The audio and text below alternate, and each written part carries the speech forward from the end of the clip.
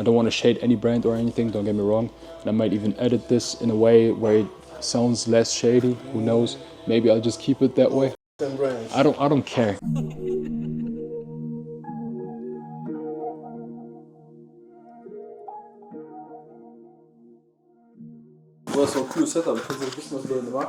Setting, guys, as I told y'all, we are finally in the warehouse, and no need to cap. This is not my warehouse solely.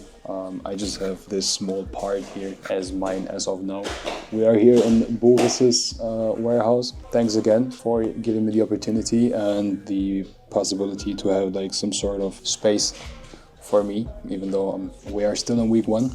I'm sitting on the shirts right now. Willst du kurz vor die Cam? So kurz mal so.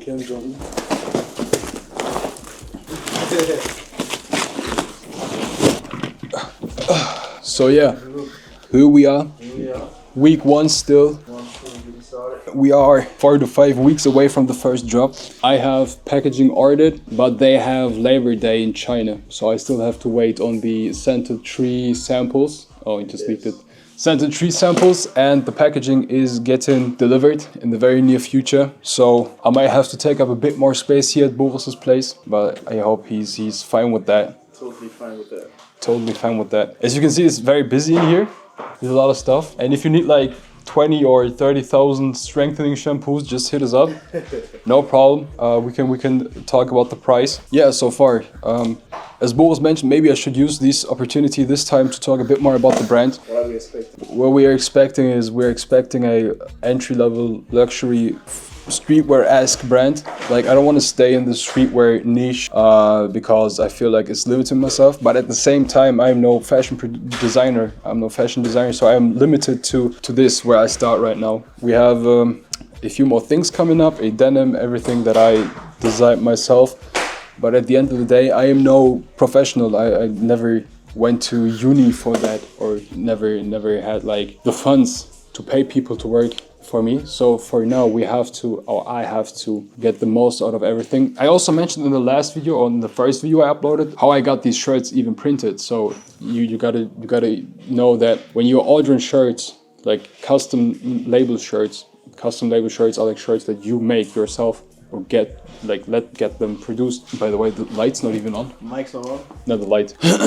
So if you try to get custom label shirts made, you don't just order 100 in the most of the times. If you're like ordering from China, then sure, you get easily like 100 shirts made the way you want them. But this was not the case for me, because I did not want to work in China for clothing, because I don't have to address the obvious. I hit up a bunch of manufacturers in Turkey. I'm Turkish myself, so it was a no-brainer for me to work in Turkey, since the language barrier is like almost non-existent. Plus, if you check like every second shirt you have, if they are not above 200 euros in price when you bought them, there is like a 70% chance that the shirt is from Turkey.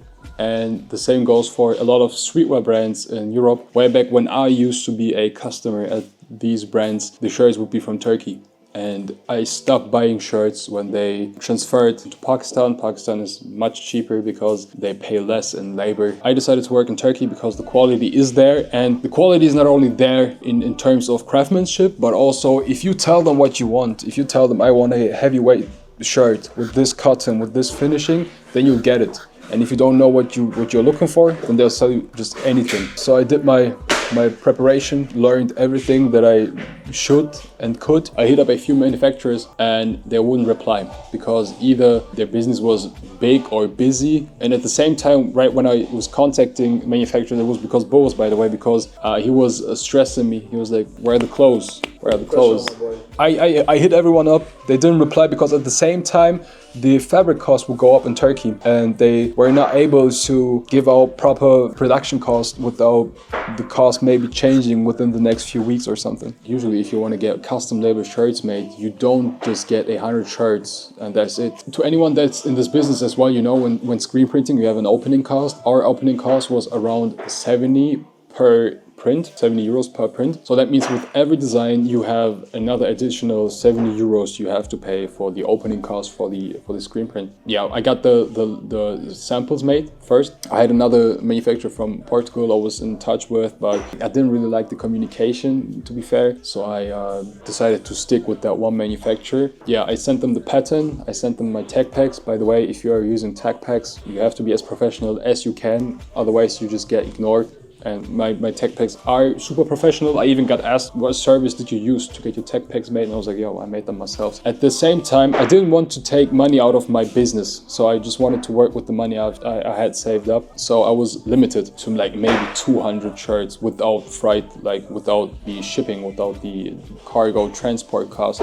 We ended up with 200 shirts. I said, I want a better fabric. And he said, then we'll have to do at least 250 shirts. And I said, okay, yeah, why not? Then let's go for 250 shirts. And that was above my budget. It was like a deal breaker for me initially. But we were limited to only 250 shirts with the same print. I wanted to have as many different things in the shop when opening as possible, but I did not have the money. So I told my manufacturer, I kind of gambled with myself. I told him, what if we up the quantity number to 400 and we do 4 different prints? So it's profitable for him and I have more different shirts. And he said, yeah, usually we don't do that. So that would equal to just 100 shirts per design, you know? And that's how I tricked the whole thing of not being able to get in like 100 shirts per design to actually being able to, because the conversation was about just 200 shirts for so long that 400 shirts was such a profit for him that he was ready to do the deal. And we did so. And that's the reason why the shirts are all black, because it's all the same fabric,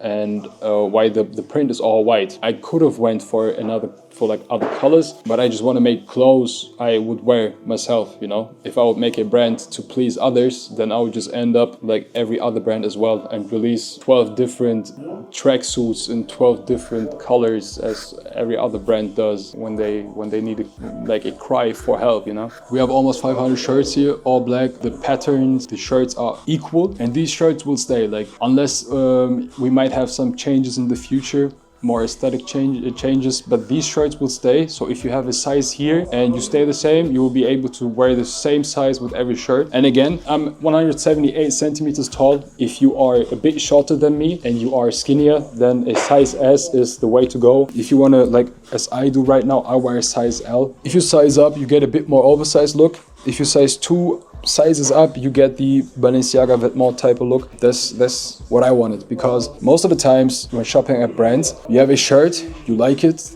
then you order the new design and the shirt is just like completely different.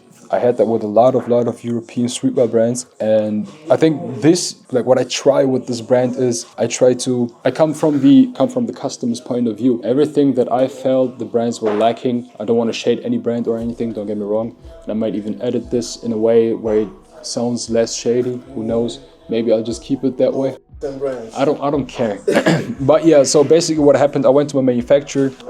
We had the showroom. I took the shirts that I was seeing from such brands and I laid them on the table and I told them, for the future product, we need this quality times 10, and they agreed on it.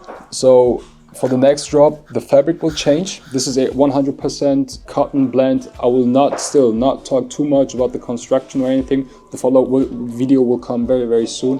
But yeah, we will upgrade our 100% cotton to a 100% Pima cotton. This is the cotton that brands such as Vetements, Balenciaga, Gucci, they all use it. High fashion, great quality for 1/8 of the price. Still, I'm not 100% sure how I will price these shirts, but again, these shirts will not be your average $50 a shirt, won't be less. There won't be a $200 a shirt as well. I went to my manufacturer to check, and you know your manufacturer is a good one and you work with your morals up if the workers at your manufacturer's factory wear Nikes, you know.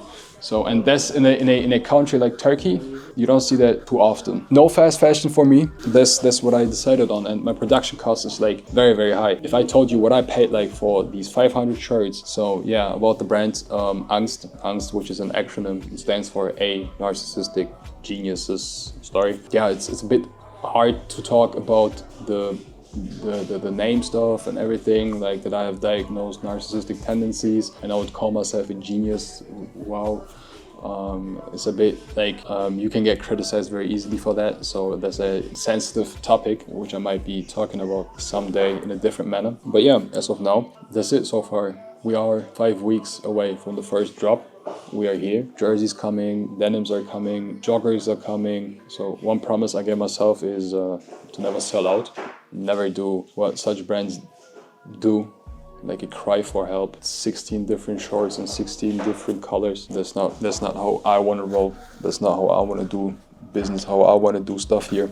Doing it solely for the money. I'm doing it for, I want to make a living off of that. This is a dream of mine. This was a dream of mine for like over 10 years now. Yeah, I'm someone who's a business owner already. I work hard. Yeah, we're not going for cheaper products just because I can make a higher profit off of that, you know. We're not going for unnecessary marketing campaigns with overpaid influencers, you know, because the influencers just customers as well. If they want it, they come and buy it, you know. Just because they have a few more followers doesn't make them more worth than you guys are, you know. No unnecessary, unneeded marketing. My job is just to focus on these things, make good clothes, keep the brand cool. Again, because of the price, this brand should be something that you buy yourself to treat yourself. This is not a brand where you buy clothes and stop wearing them in the next season. That's why I decided against the specific colors. So that's the whole thing. Everything, like my thought behind everything. And yeah, week 1 still in the warehouse. By the way, yeah, because of the hairline, you know, maturing is realizing and accepting that your hairline is gone. So see you very, very soon, guys.